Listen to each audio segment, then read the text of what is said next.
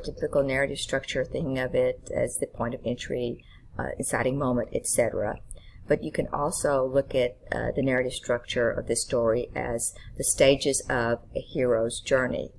And the hero's journey has been written about extensively by Joseph Campbell, who was an American scholar who looked deeply into myths from around the world, as well as epic poetry, other old literature, and examined it for what are the similarities, how that can be seen. And this is also, of course, an archetype, because you can see it across cultures, across time periods. So if we looked at it in the stages of the hero's journey, first you think, okay, the home culture. The hero has to start somewhere. And in this case, the home culture is the reservation. Right? We've already gone over these things, right? What do we know about the home culture? And we can say that Victor's lost his job on the reservation, people are poor, drink too much, they don't value traditional storytelling anymore, and they don't value community like they used to. Then there's always going to be a call to adventure in a hero's journey. So in this case, his call to adventure is literally the phone call that tells him that his father has had a heart attack and died, and that he needs to go to Phoenix to take care of his father's final remains. The next stage is there's always a refusal of the call. Right? The hero has to hesitate for some reason and decide not to take up the challenge. And in this case, it seems very minor, but we know there is that point where even though Victor doesn't have enough money to make the trip, he only gets $100 from the tribal council. They don't turn him down all the way, but they do say they only have that much money for him. He turns Thomas down when he first offers him the money. He says, we're not even friends anymore. So there's a refusal of the call. After that, we think there's always going to be a mentor, someone who has something to teach the hero, to show the hero something that he needs to know along the way. And in this story, it's Thomas helping Victor by going with him, telling him stories to remind him of the past, and then forgiving him for beating him up. Then, another stage is crossing the first threshold. And when you cross the threshold, is when you leave your home culture to begin your journey. So in this case, Victor and Thomas leave the reservation. They get on the plane to fly to Phoenix. On a hero's journey, another stage is where the hero and perhaps a mentor meets up with their different tests, allies, friends. Now this is a very short story. You can imagine how it's very different when it would be a long epic poem like the Iliad or the Odyssey or the Aeneid, where there would be multiple tests, multiple allies. But in this case, it is when during the flight they meet Kathy, the gymnast, and they enjoy talking to her, even though she's not Native American. Victor is worried that she won't think much of them, that that Thomas has his ratty braids and says his teeth don't look good. But in fact, she's friendly, and they enjoy that part of their journey.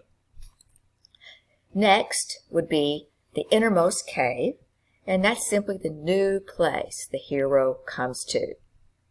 In this case, it's going to be Phoenix, Arizona, where the father's ashes are going to be found. And then there is the supreme ordeal. And if you think about in this story, the supreme ordeal is when Victor has to go inside the trailer where his father died and remain for a week decomposing in the desert heat.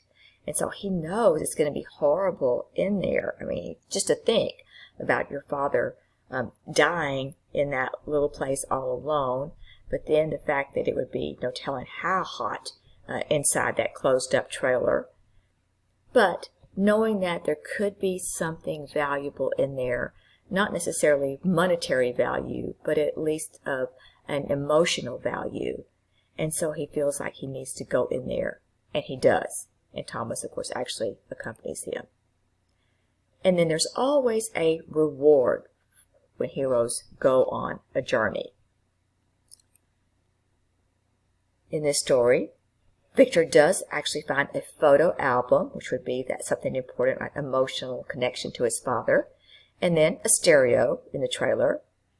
And he also gets his father's pickup and the $300 he had in savings, which then is enough to get them back. So he said, his father always took good care of the pickup, so he knew it would get them back to the reservation. Then there's always a road back, because you're not just going right to one way on your journey. You're always going to return and return to your home culture. So on the road back, Victor drives through most of Nevada, and when he lets Thomas drive, Thomas runs over a jackrabbit. So it doesn't seem like this is, a lot of exciting adventures, but this is the main thing that happens to the two young men on their way back. Then we have to have a stage where there's a resurrection. So already have mentioned, right, how Thomas says he's going to throw his half of the ashes in Spokane Falls, and Victor's father will rise like a salmon, leap over the bridge, over me, and find his way home. So there is a resurrection for Victor's dad, where he's going to be able to return home in a different form after the years of being away from his family and his community. But also, there is Victor's resurrection, because even though he says he's planning to throw the ashes, his box of ashes, into Spokane Falls too, but for him this is a way just to kind of clean house, put the past behind him. It's just like cleaning out the attic, I believe. But how it's a resurrection for him is that it seems at least, that he is able to forgive his father for abandoning him when he was a child. He kind of can think of not just the bad things about how his father has left him, but also some good things about both his father and the experiences that he has had in his life with Thomas. The return with the elixir is when Victor brings his father's ashes back in 2 boxes and gives one of them to Thomas. At this point, Victor has a new appreciation, understanding of his father and Thomas. Now, in traditional myth, epic poetry, those kind of traditional works, always their hero's journey would follow this pattern, and you would be able to clearly see it. But in contemporary literature, authors change things up, right? They make some things, important and some not. They change the order around. And so I may have changed the order just a little bit here as far as the resurrection, the return with the elixir. Usually that would be flipped.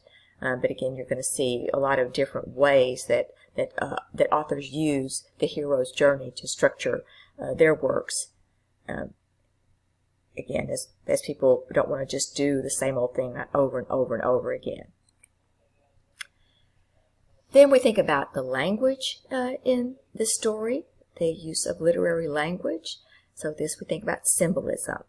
And that Thomas tells 4 stories, and each of those stories is symbolic. So the first story is when Thomas told the story about knowing how Victor's father felt before he left his family, how he sat in front of the television set until there wasn't anything on it anymore, and how he just wanted to run away and not be found. And so that Victor's father running away, it symbolizes how And, he knows he can't provide for his family the way he wants. He can't be a warrior, and he doesn't know how to be successful on the reservation or in white America. And then there's a second story where Thomas tells about the two young men who go and steal a car, and then they leave it outside of the police station, and when they get back to home, everybody's like, oh, how brave, how great you guys are, and they are looked up to for doing that. And so this symbolizes what would happen in the past, where young Indian men used to perform acts of bravery, and they called it, counting coup. That P on the end is not articulated. As they matured and achieved a place of respect in the tribe.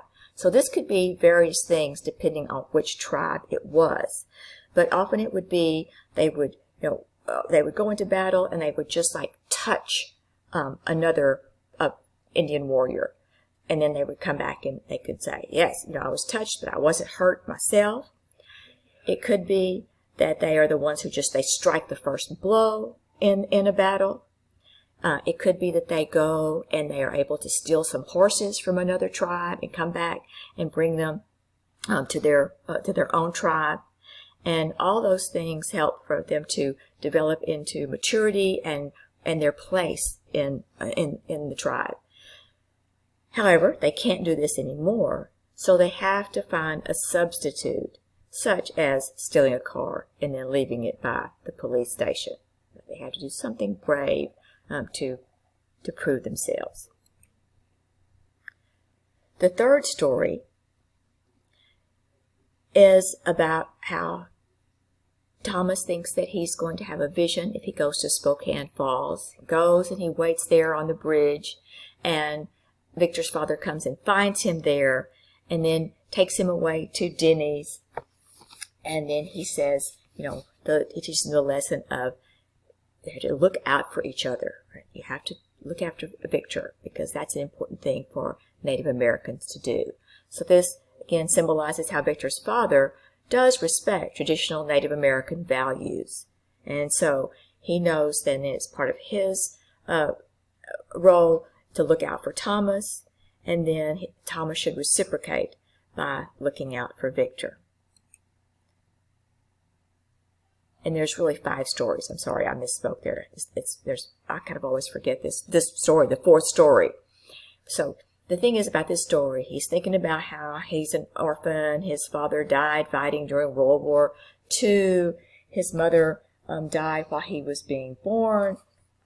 But this is not a true story like the ones that he has previously told, because the timeline doesn't match. Right?